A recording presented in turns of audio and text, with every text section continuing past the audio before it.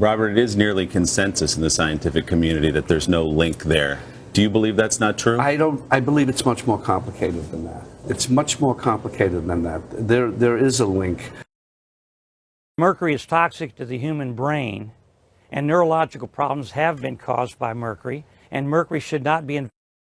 My grandson got 9 shots in one day, 7 of which had mercury in it, and he became in a very short period of time. If you'll talk to scientists around the world and look at the studies that we had before the committee, you'll find that they believe that mercury is a contributing factor to neurological problems, including. You have to be careful of the that your children are getting. There are scientists that work for the CDC that have blown the whistle and admitted that they were a part of creating genetically specific that do damage to black boys.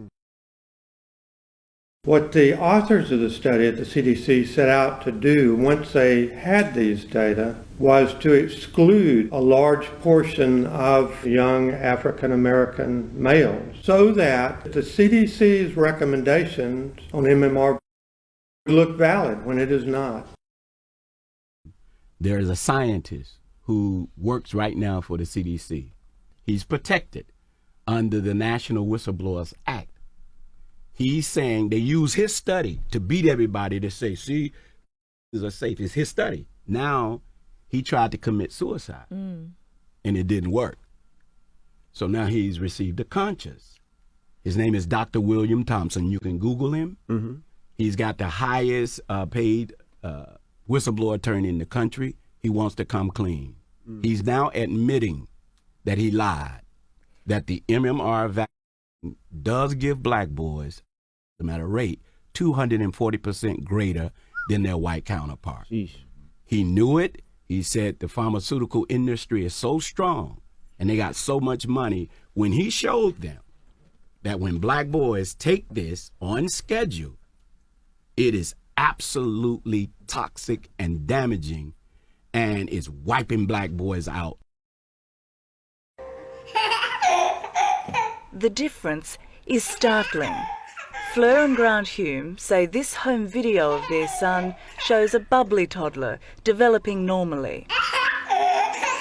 Oh, he was just the most interactive little boy. He was so playful. Yeah, he was always just running around, running up to you, hugging you. And we thought he was actually developing early because his speech really started coming on really quickly. And we thought, oh yeah, we've got a genius on our hands. Touch tummy. Just after his first birthday, Indiana changed, withdrawing completely. It's pretty heart-wrenching as a parent to see that. You know, you look at your child and you think, where's my little happy boy gone? You know, where's he gone? So what happened?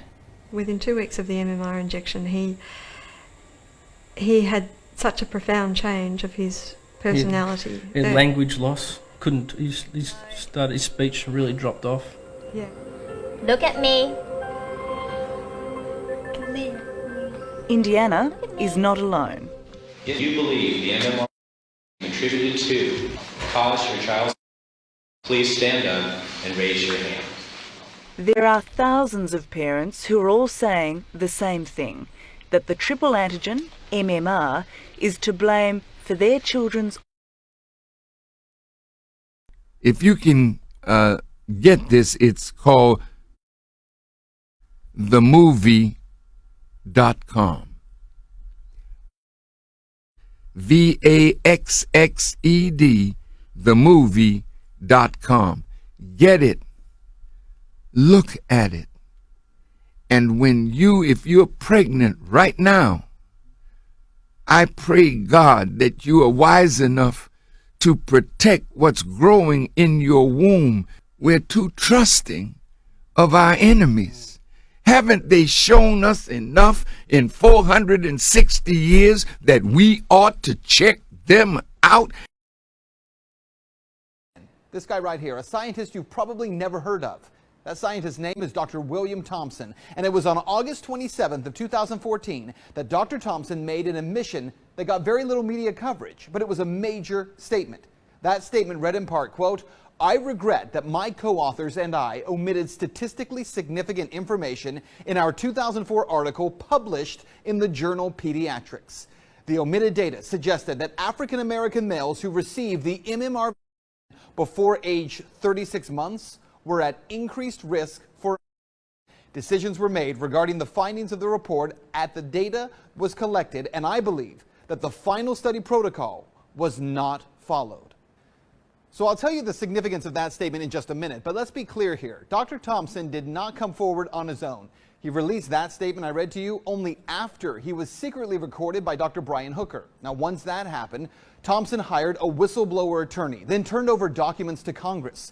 Dr. Thompson still works, by the way, for the CDC, and a few weeks ago, I requested a sit-down interview with him. Dr. Thompson refused that request. Even though he wouldn't sit down with me, Thompson has claimed that he's handed over documents about this case to Congressman Bill Posey's office. Now, I spoke with the congressman's office about that, and the spokesman confirms to me that thousands of documents were handed over, but sources within that office tell me as many as 100,000 documents were actually handed over. Congressman Posey brought this information to the floor of Congress, and what he read there was nothing short of stunning. That authors of the study not only hid the actual findings, but attempted to destroy evidence. Quoting from Dr. Thompson, the authors of the study decided not to disclose to the public that African American boys under 36 months were more susceptible to developing or like symptoms from the MMR. The remaining 4 co-authors all met and brought a big garbage can into the meeting room and reviewed and went through all the hard copy documents that we had thought we should discard and put them in a huge garbage can. However, because I assumed it was illegal and would violate both FOIA and DOJ requests, I kept hard copies of all documents in my office, and I retained all associated computer files. I believe we intentionally withheld controversial findings from the final draft of the pediatrics paper. So just in case you missed it there, Dr. Thompson, that statement, by the way, read into the congressional record, a CDC scientist and an author of the study in the journal Pediatrics that insisted there is no link between and admits that he and other authors of that study left out information that was deemed controversial.